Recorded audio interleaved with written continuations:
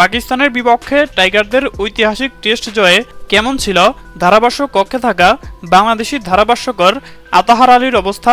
দর্শক, রাওয়ালপিন্ডি টেস্টে পাকিস্তানের ঘরের মাটিতে পাকিস্তানকে 10 উইকেটের বিশাল ব্যবধানে হারিয়ে এক ঐতিহাসিক টেস্ট ম্যাচ জয়লাভ করে বাংলাদেশ দল, যা ছিল পাকিস্তানের বিপক্ষে এই প্রথম টেস্ট ম্যাচ জয়। টাইগার বোলার এবং ব্যাটারদের সামনে রীতিমতো পাত্তাই পাননি বাবর আজম, মোহাম্মদ রিজওয়ানরা।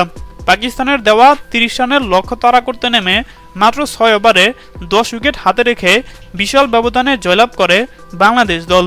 আর এই ঐতিহাসিক টেস্ট জয়ে রীতিমতো বুনো উল্লাসে মেতে উঠে টাইগার খেলোয়াড়রা, সেই সাথে ধারাভাষ্য কক্ষে থাকা বাংলাদেশি ধারাভাষ্যকার আতাহার আলী খান, এবং কি তিনি ধারাভাষ্য কক্ষেই টাইগারদের এই ঐতিহাসিক জয় দেখে কান্না করে দেন, এবং কি ম্যাচ শেষে টাইগার খেলোয়াড়দেরকে স্যালুট জানান এই বাংলাদেশি ধারাভাষ্যকার, এবং কি পরবর্তী ম্যাচের জন্য বাংলাদেশকে শুভকামনা জানান আতাহার আলী খান।